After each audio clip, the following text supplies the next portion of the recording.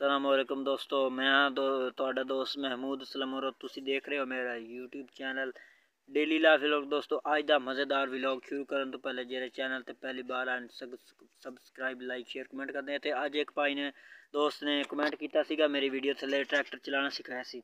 ਉਹਨੇ ਕਮੈਂਟ ਕੀਤਾ ਸੀ ਕਿ ਭਾਈ ਜਾਨ ट्रैक्टर के गेयर की समझ नहीं आई, तो दरअसल दोबारा गेयर ट्रैक्टर के फीयर के लाने समझाओ। तो मैं अज थानू फीयर ट्रैक्टर 480 के गेयर दोबारा लाने तो सिखाने जा रहे हैं। तो जेडे दोस्त नवे आ गए channel subscribe like share comment कर दो। जेडे दोबारा थानू ट्रैक्टर के बारे इन्फॉर्मेशन हासिल करनी हो तो इंशाल्लाह कमेंट करो, थानू वीडियो बना के भाइयों मैं इसी चैनल पर दसांगा। तो वह भाई ने कमेंट किया, कमेंट तो स्क्रीन से शो हो रहा होएगा। तो इंशाल्लाह भाई के हुक्म की तमील करते हुए मैं जा रहा ट्रैक्टर से। तो इंशाल्लाह थानू गेयर दोबारा बंद ट्रैक्टर के समझाना। अगर दोबारा कोई कमेंट थोड़ा आया तो इंशाल्लाह मैं दोबारा ट्रैक्टर स्टार्ट करके हर गेयर चला के हर गेयर टोर के हर गेयर चला के दिखावांगा। तो इंशाल्लाह आइए ट्रैक्टर से फिर जाने हैं।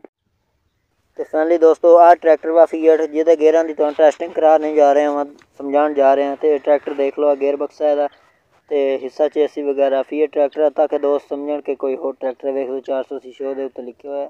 तो इंशाल्लाह तुहानूं ट्रैक्टर के मैं गेयरां के बारे दोबारा समझा रहा। तो कमेंट नाल भाई दे शो हो रहा वीडियो तो उन्हें लिखा कि गेयरों की समझ नहीं आई, दोबारा समझाएं।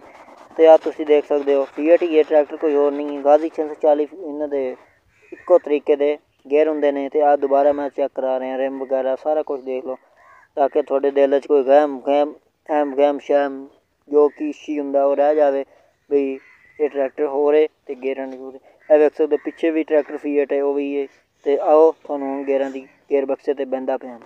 अस्सलामुअलैकुम दोस्तों एक भाई ने कमेंट किया, मैं ट्रैक्टर चलाना फीएट सिखाया सीगा। एक भाई ने कमेंट किया कि भाई जान थोड़े ट्रैक्टर के गेयर की समझ नहीं आई, दोबारा समझाओ। तो मैं उस भाई के कमेंट की हुक्म की तमील की। उस कमेंट स्क्रीन पर लाज तुहानूं शो हो रहा होगा, ਉਹਦੀ मैं कमेंट का जवाब दे रहा कि दोबारा गेयर समझाने। जोड़े सीनियर ड्राइवर होंगे पक्के होंगे पहले तो गेयर बक्सा ट्रैक्टर का जोड़ा ही हो 85 हो फीएट हो गाजी हो 640 हो इन्होंने तीनों के गेयर एक होंगे। तुम हुण देख लेना, वीडियो ज़्यादा लंबी नहीं करनी, वीडियो गौर नाल देखनी है कि इस टाइम गड्डी न्यूट्रल खलोती है। इस गेयर में कोई नहीं बोलना डबल लीवर ट्रैक्टर अलहदा समझा, सिंगल लीवर ये डबल लीवर ट्रैक्टर। अगर लो चलानी है गड्डी तो इन्हें छोटे उत्ते कर देना। तो यह हो गया पहला लो, यह पहला लो गेयर है। तो अगर हाल चलाने तो फिर ये सीधा हाई, पहला हाई है इस टाइम देख सकते हो। फिर इनू दूसरे नू क्लच दबा के गेयर लगाने, गरारी आवाज़ ना देवे। ट्रैक्टर इस टाइम मैं स्टार्ट नहीं किया क्योंकि फिर मेरी समझ नहीं आनी, ट्रैक्टर की आवाज़ की समझ आनी है। तो तुहानूं बंद तो मैं गेयर समझा रहा हूँ। अगर कमेंट करोगे तो फिर तुहानूं स्टार्ट करके ट्रैक्टर रेड़ के हर गेयर च दसांगा। तो ये हुण दूसरा थल्ले दूसरा हाई गेयर लगे हुआ है। आ वेख लो पट्टी बनी हुई है खरगोश, उत्ते इनू करोगे तो ऐसा चलेगा, नीचे करोगे तो ज़्यादा स्पीड टुरेगा। तो अच्छा इनू छोड़ो, ये दूसरा हाई है इस टाइम। तो इनू न्यूट्रल करके तीसरा हाई इस टाइम तुम ये वेख सकते हो गेयरां की एडजस्टमेंट। तीसरा हाई लग चुका है, उत्ते करोगे रूटर शूटर तो फिर ये तीसरा लो हो गया। हम ये हाई खड़ी है गड्डी।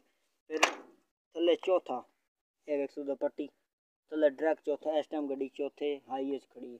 अगर रिवर्स करना तो ट्रैक्टर में इस तरह हिला के क्लच दबा के इस तली नाल दब के इत्थे करना है। वेख सकते हो दोवें लीवर एडजस्टमेंट एक दूसरे नाल होए पैन।